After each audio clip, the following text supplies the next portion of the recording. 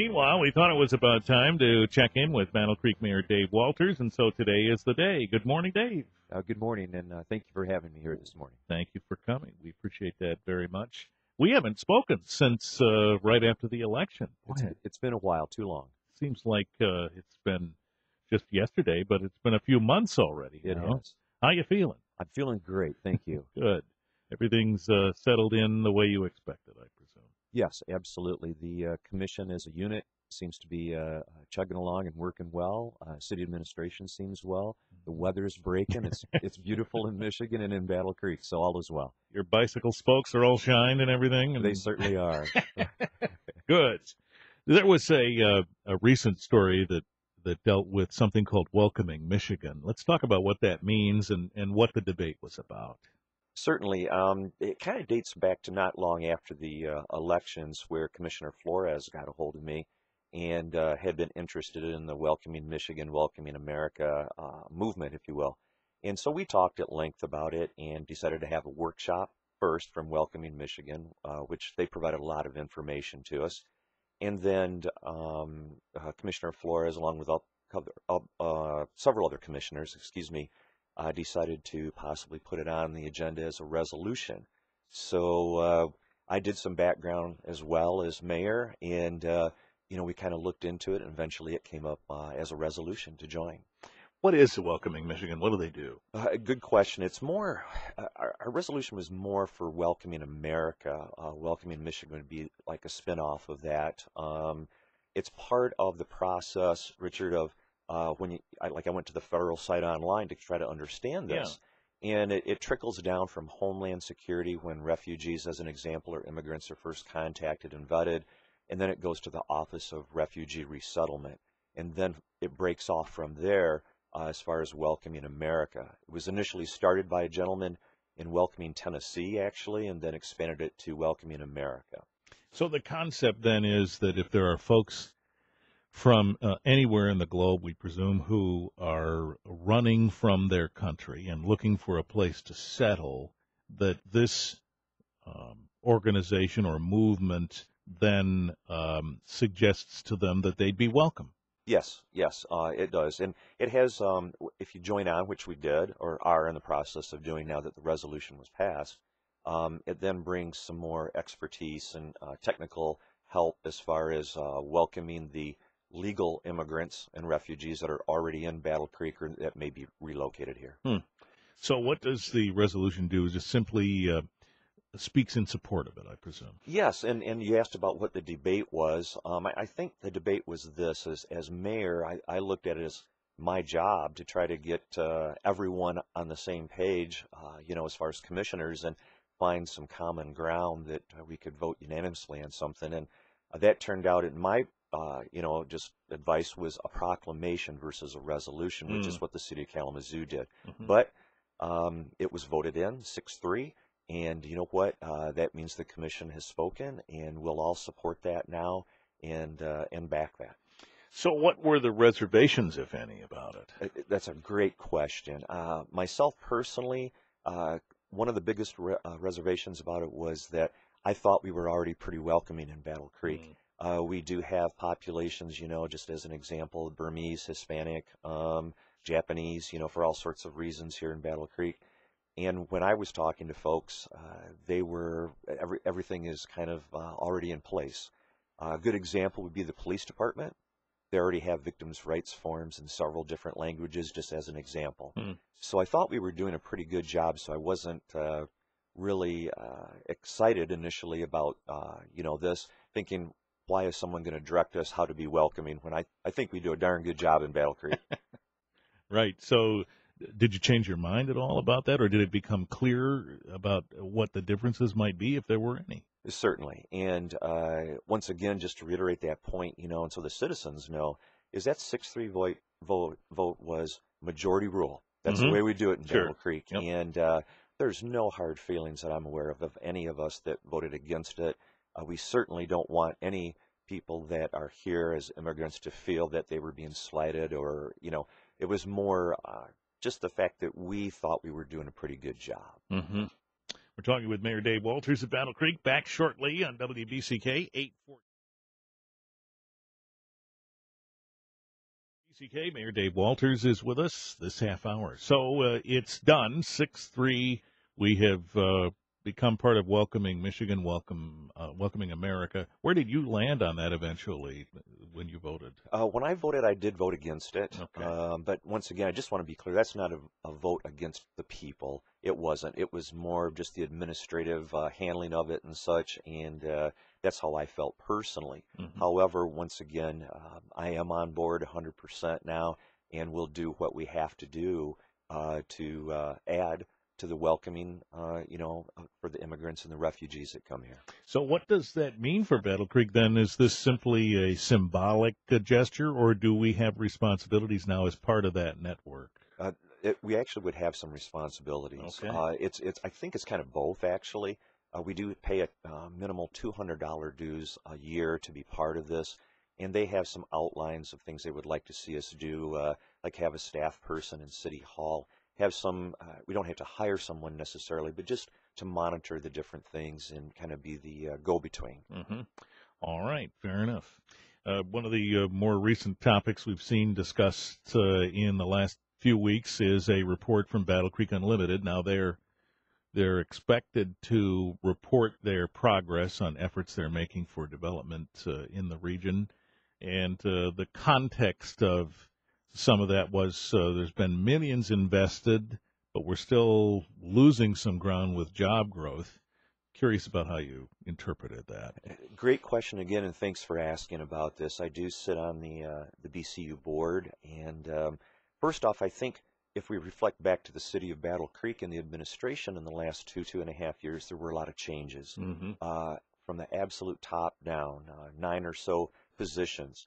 BCU has had those same things taking place over the last year or so, maybe a little longer than that. So we have a new CEO, not really new, it'll be a year here in another month or so, but I think it's still those growing pains, if you will, and she's doing a great job. We need to give her time to assimilate into the community and learn about that position, and she's hired good people as well in BCU. So we want to support them, and we want them to grow and help us grow as well. But I do have a kind of a special take on the filling of those jobs. I think if you talk to some of the larger companies out there, they will tell you that actually there are openings, and there are constant openings out there that aren't being able to fill. So, and the reasons are all over the board. Right. So we are trying to work on that. Well, and certainly you've heard that from a few different angles, and some of that is just a lack of certain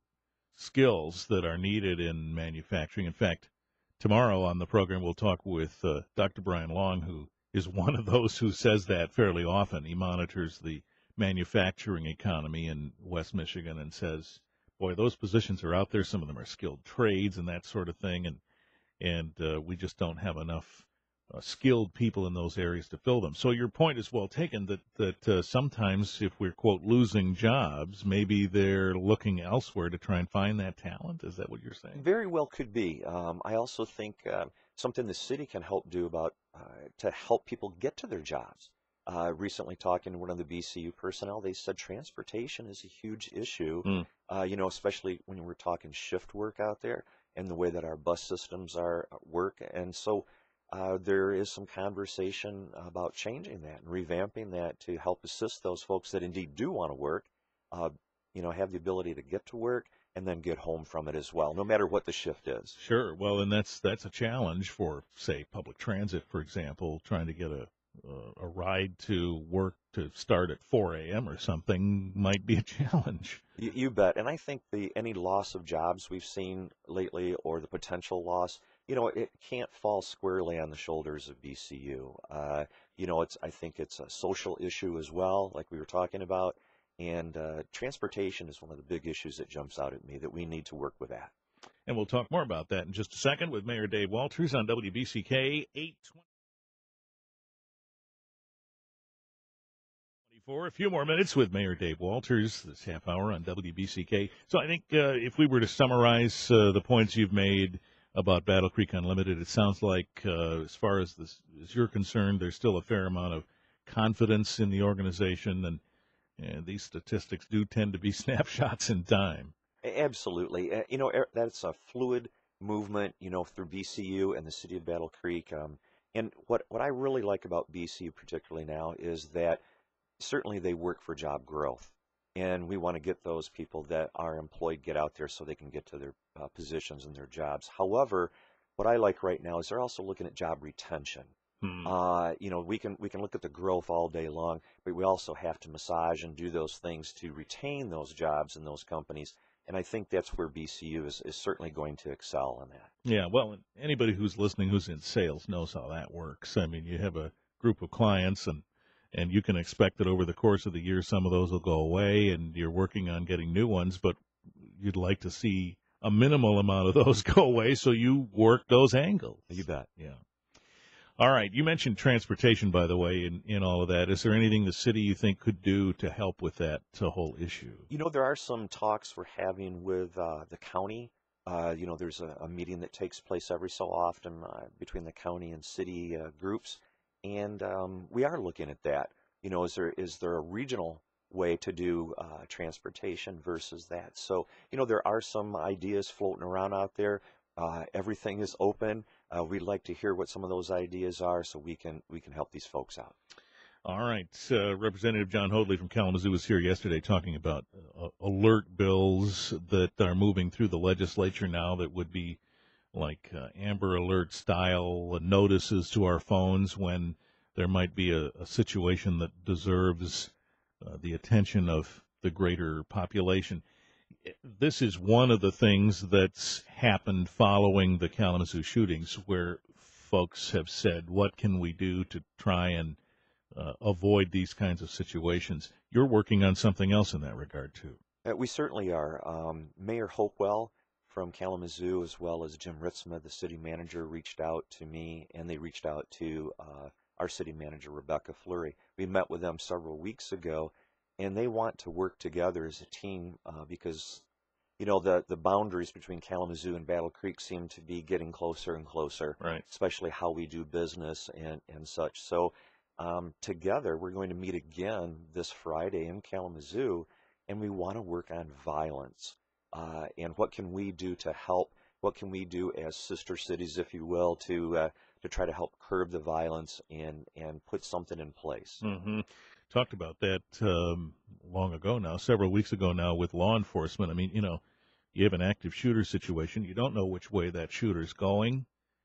They could easily have come to Calhoun County and Battle Creek instead of going the other way. There has to be some kind of collaboration, doesn't there? Absolutely. The bad guys don't know where the boundaries are between, say, a county or a city or whatever. So Mm-hmm. I am really impressed with the fact that Mayor Hopewell and City Manager Ritzma wanted to meet and do this. So we certainly jumped on board with that.